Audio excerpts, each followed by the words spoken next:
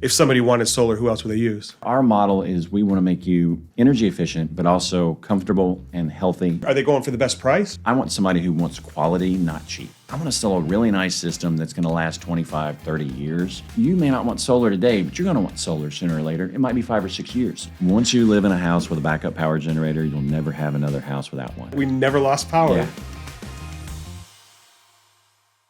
Well, the interesting thing about solar is our 5 biggest competitors over the last several years have all gone bankrupt. Really? So there's only one company in the market that's left, and they're a good company. We're friends. And, I do a lot of lobbying for the solar industry in Frankfurt. Anybody knows me knows I'm up there a lot.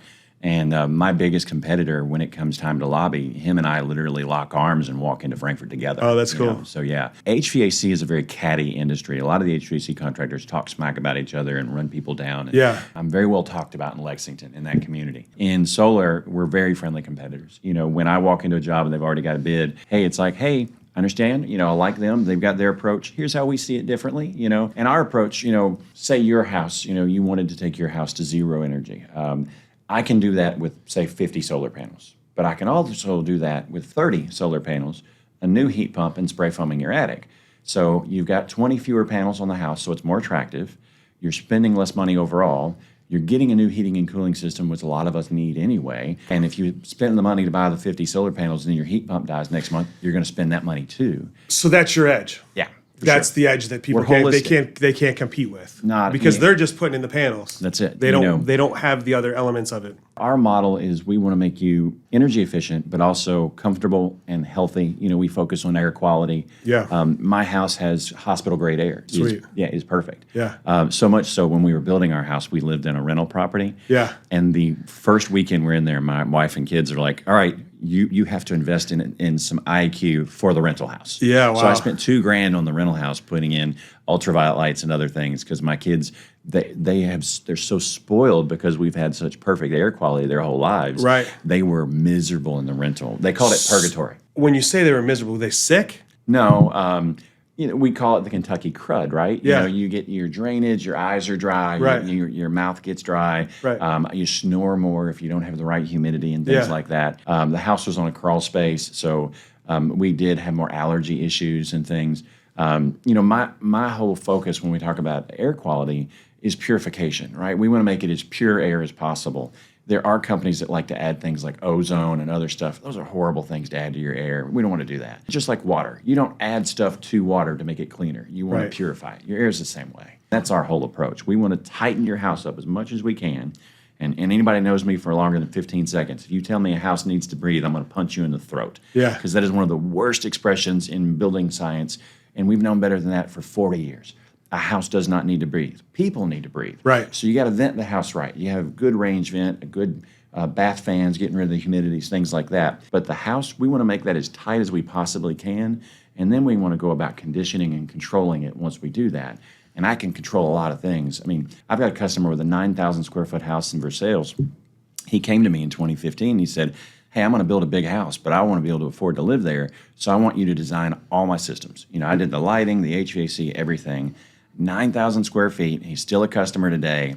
9 out of 12 months a year, he averages $150 a month on an all-electric home with one heating and cooling system. Wow. Because he came to me and he said, you get to design it, right? Yeah. And so many times in new construction, and the reason we don't do hardly any new construction anymore, the HVAC is an afterthought, right? Granite countertops are important. We want 8-foot tall doors and things like that. The HVAC, just keep it warm, keep it cold. And the problem with that is, as a guy like me that's so design focused, is I want to make it perfect. I want to really do it right. And then if you go cheap and it doesn't work, you're going to hold me accountable. The health factor is what makes it so that the money doesn't matter? That's really, the health factor is an intangible. The challenge the solar industry had in the last couple of years was there were companies that got really big and really aggressive at selling solar. A lot of them were door-to-door. They were hiring door knockers and never buy anything door-to-door. Nothing good comes from door-to-door salespeople. But when interest rates were super cheap, they would say, well, Bob, your electric bill is $200 a month. If I can put you in a 25-year loan on these solar panels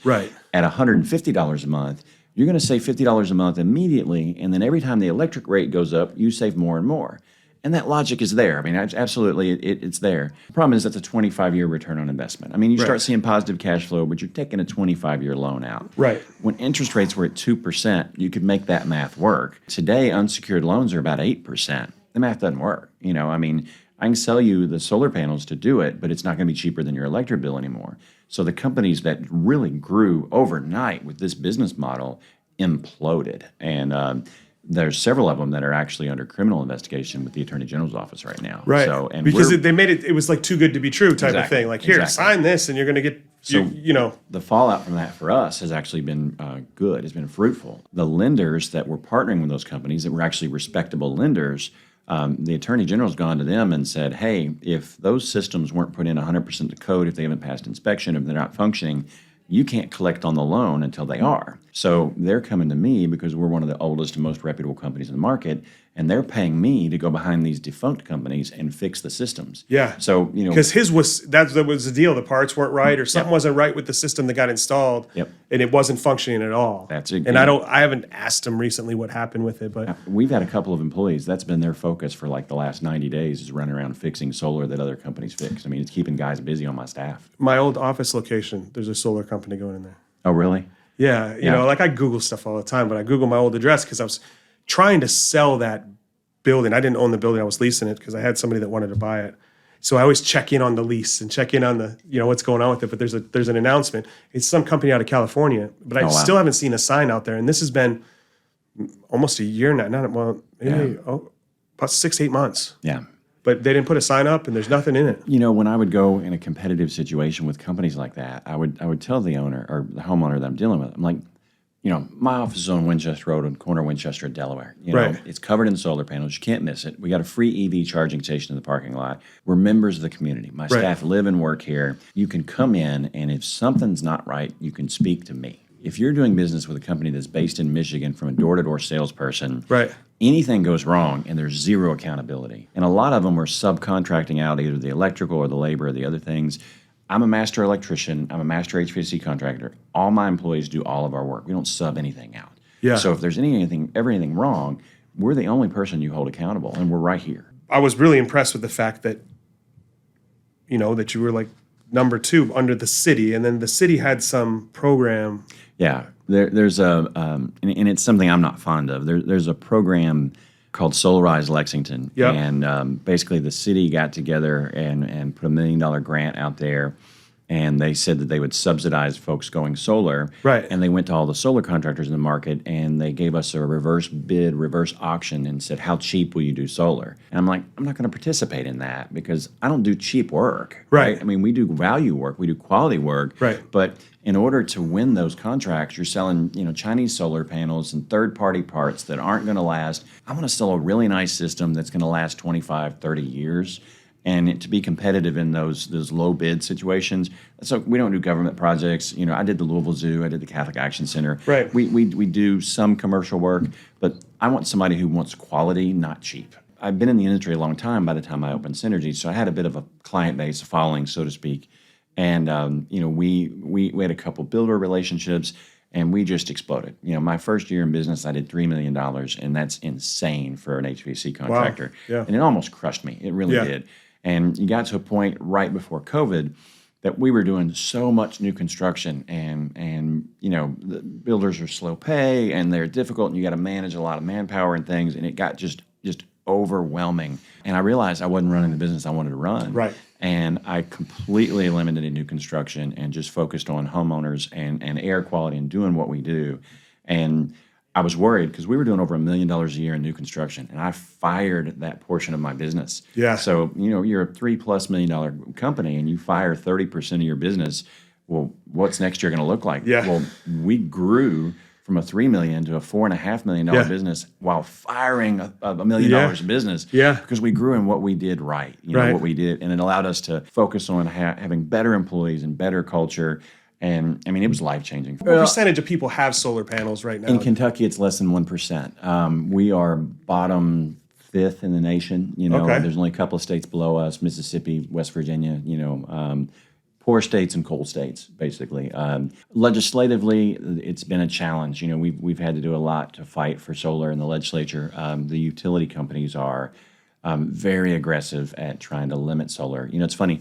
They're not opposed to solar. They're building solar fields, right? Yeah, right. They're opposed to you being energy independent. Right. And, the grid in Kentucky's in bad shape. We've had more power outages in the last 12 months than we've had in the last 3 years combined, Yeah. And it's not getting any better. I mean, that's why our backup generator sales have gone through the roof. I mean, Yeah. you go back 5 or 6 years ago, I'm putting in one generator a week. Yeah. We're putting in 5 a week right now, and we've got a month-long waiting list to get to people. I had one at the first house I lived in Lexington, and it never went. We never lost power. Yeah, it's an The whole insurance time I policy you lived don't there, wanna I'm use. just waiting for Yeah. the power to go out. Please go out, and it would never go out. Once you live in a house with a backup power generator, you'll never have another house without one. Yeah. Because you never have to worry about your pipes freezing. You never have to worry about food in the freezer that's going to spoil. No, right. My youngest daughter's type 1 diabetic. We keep $1,000 worth of insulin in the fridge at all times. Yeah. I had one of those plugs where I can plug the generator in. Yeah. And I don't have one at my if new you're a house. really handy DIY guy, Yeah. that's fine. But, if you're out of town, your wife's not going to do that. Yeah. So the great thing about a backup power generator, the power goes off for less than a minute. It engages. Yeah. And if we do it right, it runs the whole house. Yeah. You want to be conservative. You don't turn everything on at the same time. But you can live very, very comfortably. And, what we're doing right now, Generac actually has an 18-month same as cash promotion. So 18 months, same as cash. We put the generator in. You have it paid off in 18 months. You don't pay a penny in interest. But So if you go 19 months, you pay all the interest. you don't ever want to go 19 months.